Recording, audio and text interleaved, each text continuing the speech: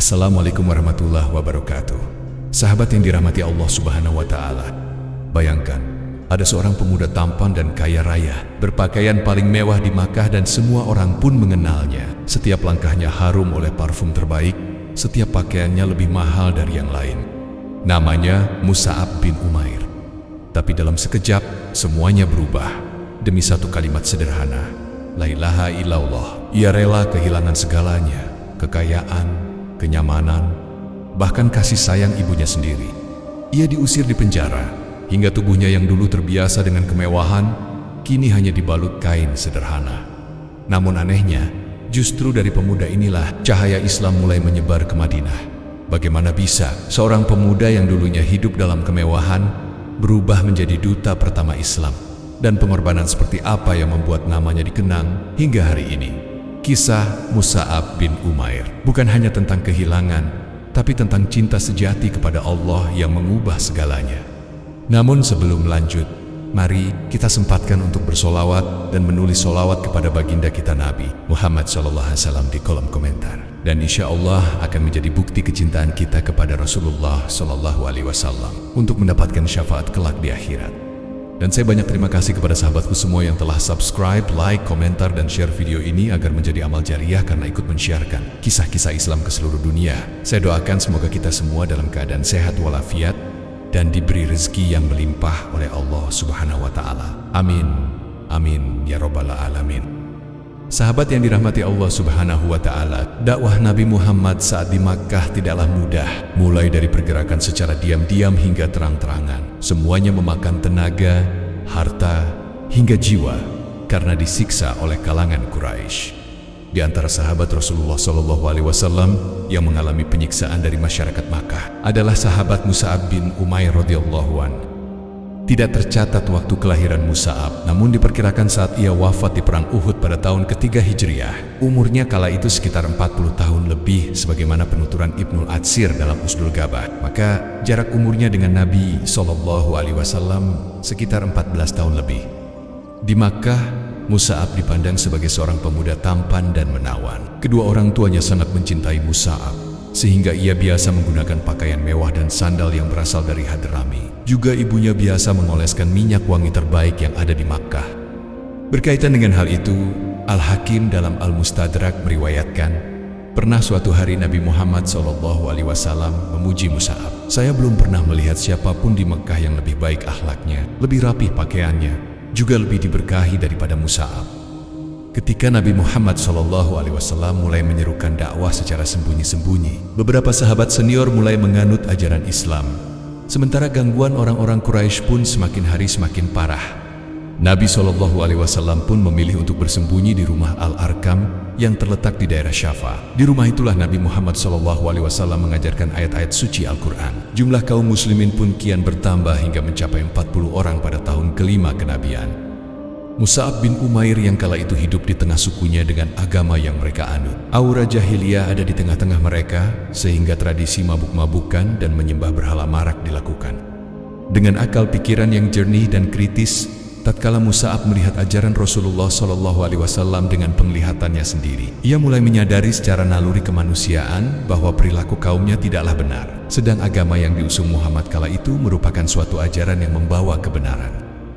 Tanpa ada yang mengajaknya masuk Islam, Mus'ab datang sendiri pada Nabi Muhammad SAW ke rumah Al-Arkam dan menyatakan keislamannya. Sebagaimana dikisahkan oleh Ibnu Sa'ad dalam Tabaqah Al-Kubra, tidak seorang pun dari keluarganya yang mengetahui hal itu, termasuk ibunya sendiri yang sangat memanjakannya.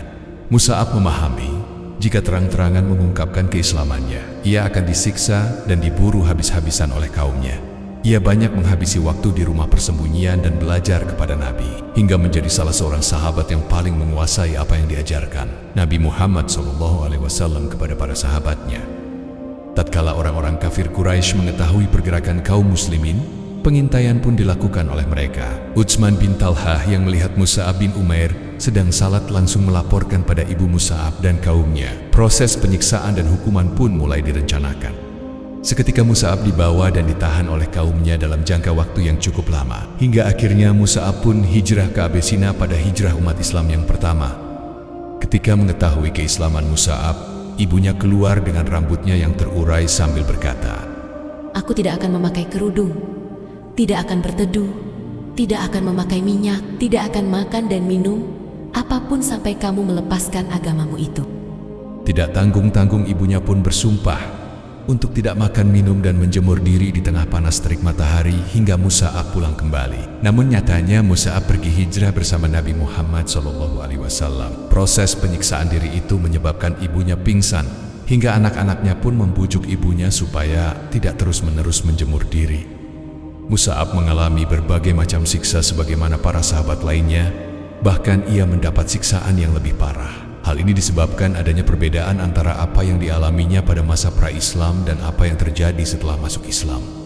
Ibu Musa'ab merupakan sosok yang perhatiannya hanya tertuju pada Musa'ab dibanding putranya yang lain. Rasa cinta berlebih itu pun berubah menjadi amarah yang besar disebabkan rasa kecewa, hingga ibunya tidak segan-segan menyiksa anaknya dengan siksaan batin dan menanamkan rasa bersalah pada jiwa Musa'ab.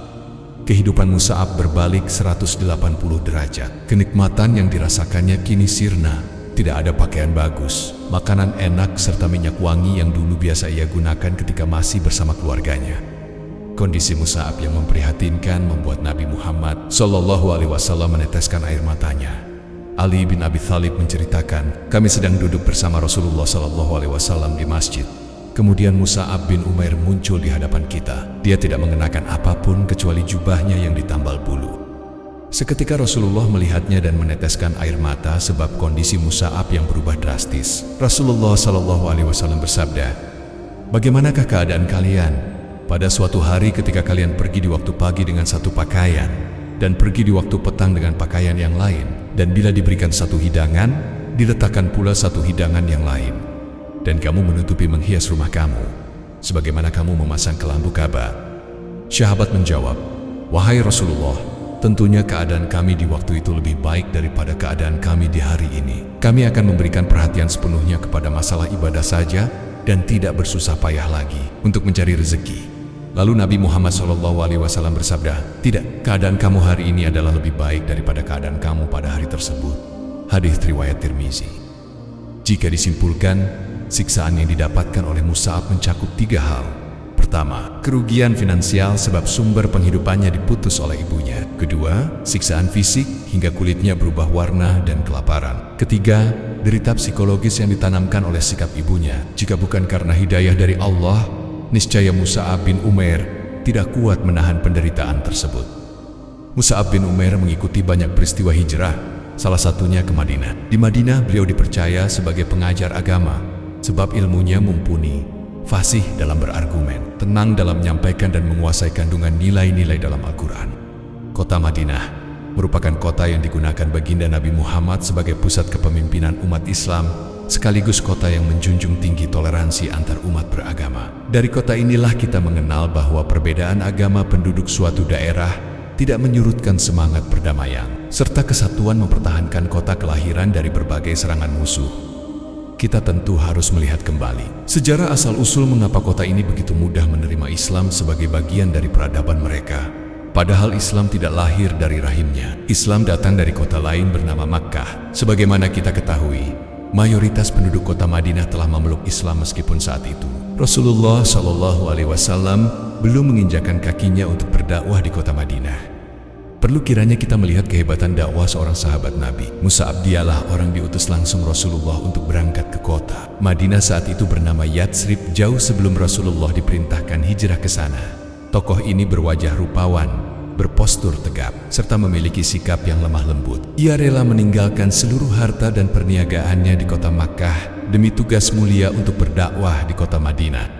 Mulanya, ia berdakwah kepada banyak kalangan budak, pekerja, serta rakyat miskin di kota Madinah. Mereka masuk Islam karena tertarik dengan sikap Islam yang menyejajarkan setiap manusia sebagai entitas yang setara di hadapan Allah Subhanahu wa Ta'ala tanpa memandang dari latar belakang mana mereka berasal. Suatu ketika Musa'ab bin Umair berangkat untuk berdakwah ke perkampungan Bani Abdul Ashal, sebuah kabilah besar di kota Madinah. Tidak lupa ia berangkat bersama As'ad bin Zurarah, seorang muslim yang masih memiliki hubungan kerabat dekat dengan Sa'id bin Mu'adz, tokoh pembesar dari kabilah Bani Ashal. Menurut para pakar sejarah, Sa'id bin Mu'adz masih terhitung putra bibi dari ayah Asad bin Zurarah. Ketika itu Sa'id bin Mu'adz dan Usaid bin Hudzair adalah dua pembesar dari kabilah Bani Ashhal yang sama-sama memeluk agama leluhur mereka. Merasa tidak enak karena masih memiliki hubungan saudara dengan Asad bin Zurarah. Maka Sa'id bin Mu'adz mempersilakan Usaid bin Hudzair untuk menemui Mus'ab bin Umair dan Asad bin Zurarah terlebih dahulu. Usaid bin Hudzair pun segera bergegas menemui kedua duta Islam kita ini dengan membawa tombak yang siap dihunuskan kepada keduanya. Asad bin Zurarah pun datang dengan segenap sumpah serapahnya seraya berkata, "Apakah kalian datang ke sini dari jauh hanya untuk membodohi orang-orang lemah kami? Menyingkirlah dari sini kalau kalian masih sayang nyawa kalian." Dengan penuh ketenangan, Mus'ab bin Umair menjawab, "Maukah engkau duduk untuk mendengarkan ajaran yang kami serukan? Sekiranya engkau rela dengan ajaran kami, niscaya engkau dapat menerimanya. Dan sekiranya engkau benci dengan ajaran kami, niscaya engkau dapat meninggalkannya." Usaid bin Hudzair seraya mengikat tombaknya menjawab, "Baiklah, aku akan duduk di sini mendengarkan penjelasan kalian." Kemudian sahabat Mus'ab pun menjelaskan ajaran Islam dengan lemah lembut serta memperdengarkan suara indah lantunan ayat suci Al-Quran. Senyum yang berseri-seri pun terlihat dalam wajah Usaid bin Hudzair. Kemudian Usaid bin Hudzair mengatakan, "Sungguh indah ajaran kalian. Lantas bagaimana cara kalian masuk ke dalam agama yang indah ini?" Mus'ab bin Umair menjawab, "Mandilah, bersihkan badan dan pakaianmu, kemudian bacalah 2 kalimat syahadat, serta dirikanlah sholat." Maka Usaid bin Hudzair pun melakukan apa yang diperintahkan dan menjalankan 2 rakaat sholat. Kemudian Usaid bin Hudzair mengatakan, "Sungguh di kota ini ada seorang tokoh, Sa'id bin Mu'adz, yang seandainya ia beriman maka berimanlah seluruh kaum dan pengikutnya, dan aku akan memanggilnya sekarang agar bertemu dengan kalian berdua." Usaid bin Hudzair pun berlalu dengan membawa tombak kesayangannya untuk menemui kaumnya. Melihat wajah Usaid bin Hudzair yang berseri-seri, kaumnya serta Sa'id bin Mu'adz merasa kebingungan. Memuncaklah amarah Sa'ad bin Mu'adz. Ia merasa bahwa ajaran yang dibawa Mus'ab bin Umair membawa segenap sihir untuk menundukkan hati kaumnya. Sa'ad bin Mu'adz pun bergegas seraya membawa tombaknya. "Sungguh aku lebih tangguh untuk membunuh keduanya daripada Usaid bin Hudzair." Sa'ad bin Mu'adz pun menghampiri Mus'ab bin Umair dan As'ad bin Zurarah dengan segenap kemurkaannya. "Keparat kau As'ad bin Zurarah, seandainya kita tidak memiliki hubungan kekerabatan, niscaya sejak dahulu sudah kutusukkan tombak ini ke kepalamu. Apakah kamu ingin mengepung kabilah kami dengan ajaran yang kami benci?" Dengan penuh ketenangan, Mus'ab bin Umair mengatakan, "Maukah engkau duduk untuk mendengarkan ajaran yang kami serukan? Sekiranya engkau rela dengan ajaran kami, niscaya engkau dapat menerimanya. Dan sekiranya engkau benci dengan ajaran kami, niscaya kami akan menyembunyikan ajaran kami darimu." Sa'ad bin Mu'adz seraya mengikat tombaknya menjawab, "Baiklah, aku akan duduk di sini mendengarkan penjelasan kalian." Maka Mus'ab pun menjelaskan ajaran Islam dengan lemah lembut, serta memperdengarkan suara indah lantunan ayat suci Al-Quran. Senyum yang berseri-seri pun terlihat dalam wajah Sa'ad bin Mu'adz. Kemudian Sa'ad bin Mu'adz mengatakan, "Sungguh indah ajaran kalian. Lantas bagaimana cara kalian masuk ke dalam agama yang indah ini?" Mus'ab bin Umair menjawab, "Mandilah, bersihkan badan dan pakaianmu, kemudian bacalah 2 kalimat syahadat, serta dirikanlah syalat." Maka Sa'ad bin Mu'adz pun melakukan apa yang diperintahkan dan menjalankan 2 rakaat sholat. Kemudian Sa'ad bin Mu'adz pun bergegas mendatangi kaumnya seraya membawa tombak kesayangannya. Melihat wajah Sa'ad bin Mu'adz yang berseri-seri, kaumnya semakin merasa kebingungan karena 2 tokoh panutan mereka berubah sebegitu cepatnya terhadap ajaran yang diserukan sahabat Mus'ab bin Umair. Tak perlu menunggu terlalu lama, Sa'ad bin Mu'adz mengumpulkan seluruh keluarga kabilah Bani Ashhal. Ia berkata, "Wahai kaum Bani Ashhal, bagaimana kedudukanku di mata kalian?" Segenap keluarga kabilah Bani Ashhal menjawab, "Sungguh engkau wahai Sa'ad bin Mu'adz adalah pemimpin kami, panutan kami, dan engkau adalah tokoh yang paling baik pendapatnya serta paling agung derajatnya di antara kami." Dengan wajah sangat bangga Sa'ad bin Mu'adz mengatakan, "Mulai sekarang haram bagiku berhubungan dengan kalian, sampai kalian seluruhnya beriman kepada Allah dan Rasul-Nya." Maka semenjak itu, berbondong-bondong keluarga kabilah Bani Ashhal seluruhnya masuk agama Islam dengan damai, tanpa ada sedikit pun darah yang menetes karenanya. Dan semenjak itu agama Islam semakin banyak dipeluk oleh mayoritas penduduk kota Madinah. Dari kisah ini kita mengenal Islam yang damai, yang tidak disiarkan lewat pedang dan pertumpahan darah, telah dimulai dengan contoh masuk Islamnya penduduk kota Madinah. Keimanan tulus yang ditunjukkan penduduk kota Madinah adalah hasil dari dakwah sahabat Mus'ab bin Umair yang begitu indah dan lembut. Kerja keras Mus'ab bin Umair ini kelak berbuah gegap gempitanya penduduk kota Madinah menyambut kedatangan baginda Nabi Muhammad SAW. Penyambutan dirayakan dengan penuh haru ketika para perempuan dari kabilah Bani Najjar mendendangkan syair yang terkenal hingga sekarang. Talal badru alena, wahai bulan purnama yang terbit kepada kita dari lembah Wada. Demikian kisah singkat perjuangan Mus'ab bin Umair pada masa-masa awal Islam. Dan pada akhirnya Mus'ab bin Umair membuktikan bahwa kemuliaan sejati bukanlah pada harta, bukan pula pada penampilan, tetapi pada iman dan pengorbanan. Di medan perang Uhud, pemuda yang dulu dikenal paling tampan di Makkah itu gugur sebagai syahid. Betapa kontras dulu hidupnya penuh kemewahan. Kini wafat tanpa harta, namun justru disitulah letak kemuliaannya. Karena ia tidak kehilangan segalanya. Ia menukar segalanya dengan sesuatu yang jauh lebih abadi. Kisah Mus'ab mengajarkan kita bahwa apa yang kita korbankan di jalan Allah tidak akan pernah sia-sia. Mudah-mudahan video ini bermanfaat. Wallahu a'lam bishawab. Assalamualaikum warahmatullahi wabarakatuh.